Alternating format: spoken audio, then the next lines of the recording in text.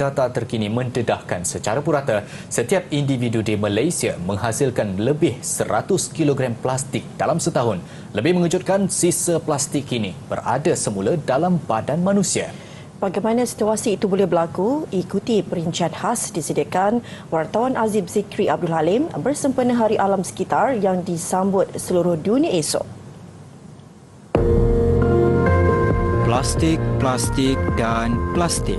Membawa tema Beat Plastic Pollution pada Hari Alam Sekitar yang disambut tahun ini, isu penggunaan dan pembuangan sisa plastik diangkat dalam menyahut seruan Pertubuhan Bangsa-Bangsa Bersatu PBB mengurangkan pencemaran plastik sebanyak 80% tahun 2000. Penggunaan plastik secara berlebihan telah membawa banyak kesan negatif kepada alam sekitar dan kehidupan manusia. Plastik sukar terurai dan mengambil masa ratusan tahun untuk hancur sepenuhnya. Akibatnya, melonggokkan sisa plastik di tapak pelepasan sampah, sungai dan lautan semakin meningkat. Oleh itu, tindakan segera perlu diambil untuk mencari alternatif yang lebih mesra alam seperti bioplastik bagi mengurangkan pencemaran plastik di dunia. Projek ini menyokong Sustainable Development Goals iaitu SDG 12 dan SDG 13 melalui penggunaan bahan mesra alam. Untuk menyelesaikan masalah tersebut, idea projek kami ialah menghasilkan bioplastik daripada kulit apel. Kulit apel biasanya dibuang sebagai sisa makanan, tetapi ia sebenarnya dapat digunakan untuk menghasilkan produk yang lebih mesra alam seperti bioplastik.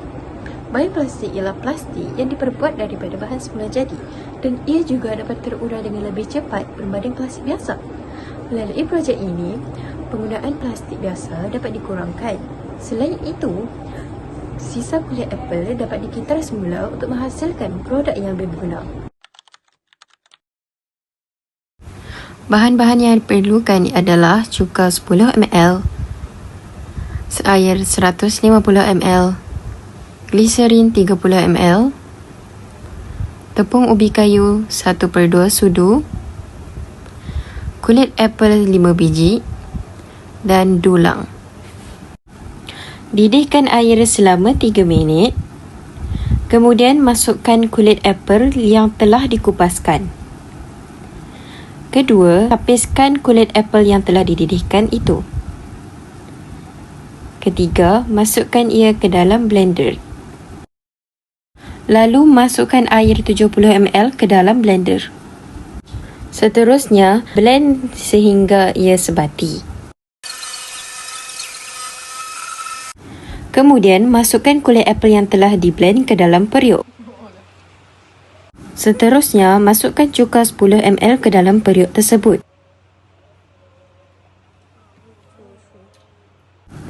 Lalu, masukkan gliserin 30 ml ke dalam periuk tersebut. Kemudian, masukkan tepung ubi kayu 1/2 sudu. Kemudian, kacau ia sehinggalah sebati selama 15 minit sehinggalah 20 minit. Kemudian, masukkan adunan itu ke dalam dulang yang telah disediakan.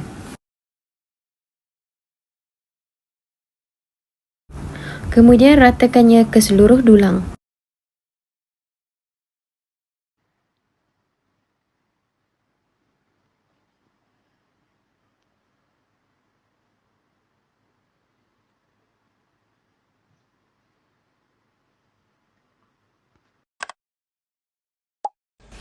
Projek ini penting kerana ia dapat membantu mengurangkan pencemaran plastik di dunia. Dengan menghasilkan bioplastik daripada kulit apel, penggunaan bahan semula jadi dapat ditingkatkan dan jumlah sisa plastik dapat dikurangkan. Kesimpulannya, jika projek ini berjaya dikembangkan, bioplastik daripada kulit apel mungkin boleh dijadikan sebagai beg plastik atau pembungkusan makanan pada masa hadapan. Ini akan memberi kesan yang lebih positif kepada alam sekitar dan membantu generasi yang akan datang hidup dalam persekitaran yang lebih sihat. Assalamualaikum dan salam sejahtera. Saya merupakan Cikgu Nur Azidah binti Ibrahim iaitu guru pembimbing bagi projek inovasi bioplastik menggunakan kulit apel. Pada pandangan saya, projek ini sangat relevan dengan cabaran dunia masa kini kerana ia menyokong SDG 12 dan juga SDG 13.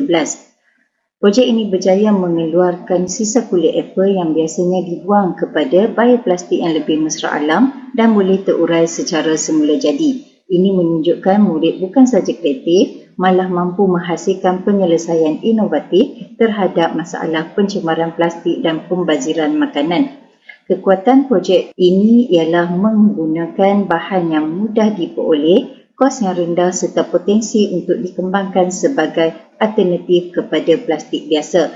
Selain itu, murid turut mengaplikasikan elemen STEM melalui proses penyelidikan, pengujian dan penghasilan produk. Sebagai cadangan penambahbaikan, projek ini boleh diteruskan dengan menguji ketahanan bioplastik dan menambah baik reka bentuk produk supaya lebih praktikal untuk kegunaan harian.